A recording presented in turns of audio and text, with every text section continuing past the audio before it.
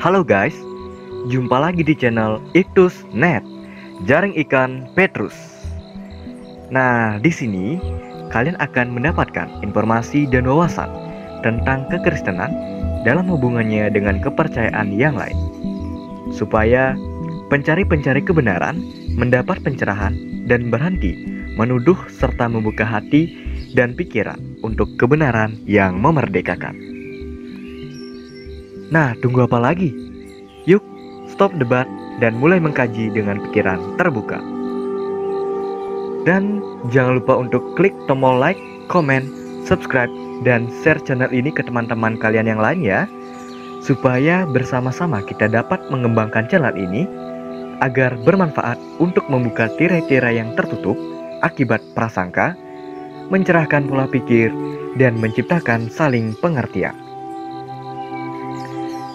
Kali ini, kita akan membahas beberapa topik yang sering diusung oleh penceramah, pembela agama, dan channel ataupun grup media sosial yang mendorong umat non-Kristiani untuk mengajukan pertanyaan ini kepada pemeluk Nasrani mengenai pernahkah Yesus Kristus deklarasi tentang dirinya, "Akulah Tuhan, sembahlah aku." Bertahun-tahun berlalu, dapat kita perhatikan bahwa tidak sedikit kelompok umat non-Kristiani di seluruh dunia menanyakan pertanyaan yang sama dengan kata-kata yang persis sama kepada kaum Nasrani. Teman non-Kristiani akan bertanya pada orang Nasrani, di manakah Yesus pernah berkata, "Akulah Tuhan, sembahlah aku." Belum lagi netizen yang budiman. Di jagat maya, para warganet non-Kristiani bertanya, di manakah Yesus pernah mengatakan, "Akulah Tuhan, sembahlah aku." Jadi jelas bahwa ada golongan umat non-Kristiani yang sudah dilatih untuk bertanya kepada orang Nasrani. Pertanyaan seperti, di mana Yesus mengatakan, "Akulah Tuhan, sembahlah aku." Bahkan, jika kita menonton beberapa ceramah para pembela agama dan grup media sosial, kita dapat melihat para penceramah memberitahu agar umat non-Kristiani mencobai kaum Nasrani dengan pertanyaan pamungkas tadi, atau mengajukan sendiri pertanyaan ini kepada para pemeluk Nasrani. Jika kita menunjukkan di mana Yesus mengklaim dirinya sebagai Tuhan, ada kecenderungan bagi umat non-Kristiani tertentu untuk menafsirkan kembali klaim yang disampaikan itu dengan apapun yang bertentangan dengan premis kalau Yesus adalah Tuhan. Kita patut bersyukur karena ada alternatif lain untuk menjawab pertanyaan tersebut. Karena menurut Alkitab dan Al-Quran, ada klaim tertentu yang hanya Tuhan sajalah yang dapat benar-benar membuat klaim tersebut. Kita sepakat bahwa Tuhan sendiri yang dapat menyatakan bahwa Dia yang menciptakan alam semesta. Seorang manusia biasa dapat saja berkata-kata, seperti, "Aku menciptakan alam semesta." Tetapi, pertanyaan itu jelas salah, karena bukan berasal dari Tuhan. Jadi, jika Yesus mengatakan hal-hal yang hanya bisa sebenarnya dikatakan oleh sosok Tuhan, maka kita dapat menyimpulkan bahwa itulah momennya Yesus mengklaim dirinya sebagai Tuhan. Menariknya, orang Yahudi, Nasrani, dan Muslim menyepakati banyak klaim yang hanya bisa benar-benar dibuat oleh Tuhan. Nah, yuk mari kita simak beberapa di antaranya.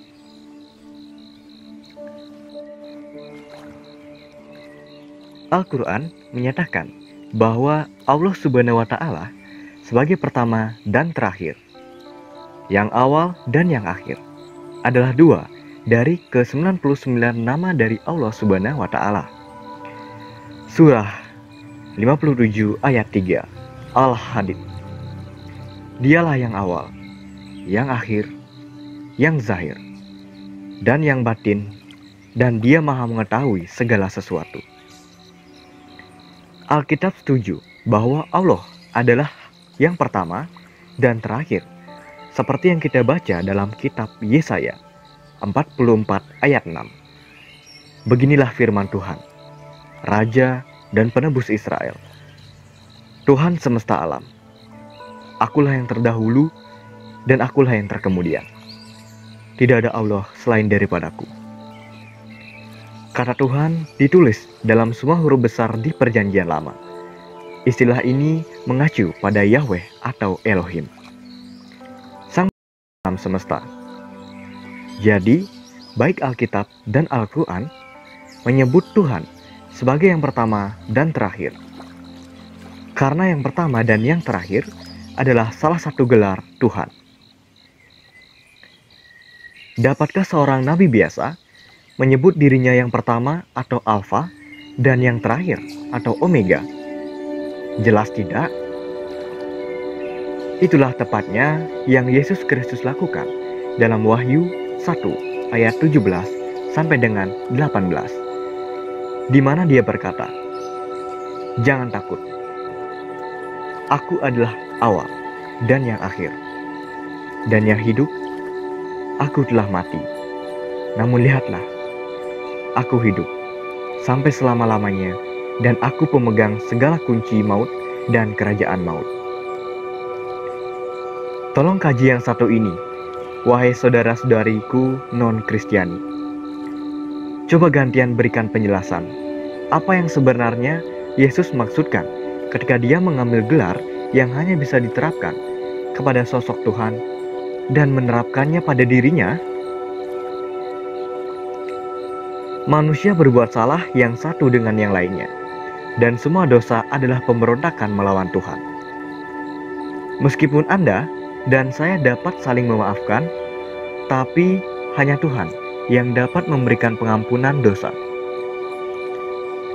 Raja atau Nabi Daud mengatakan dalam Mazmur 51 ayat 4, terhadap engkau sajalah aku telah berdosa dan melakukan apa yang kau anggap jahat. Al-Quran setuju bahwa pengampunan dosa hanya milik Tuhan semata dalam surah 3 ayat 135 Ali Imran. Dan juga orang-orang yang apabila mengerjakan sebuah perbuatan keji atau menzalimi diri sendiri, segera mengingat Allah, lalu memohon ampunan atas dosa-dosanya. Dan siapa lagi yang dapat mengampuni dosa-dosa selain Allah?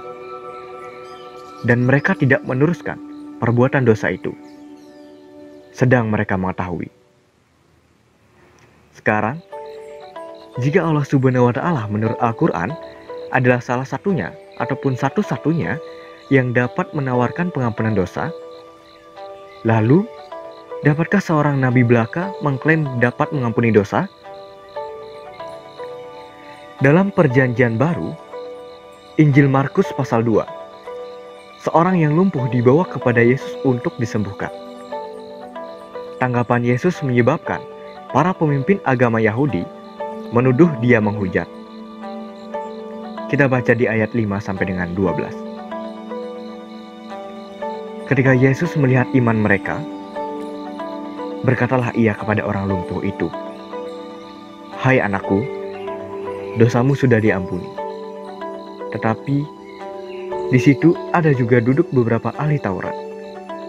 Mereka berpikir dalam hatinya, "Mengapa orang ini berkata begitu? Ia menghujat Allah. Siapa yang dapat mengampuni dosa selain daripada Allah sendiri?"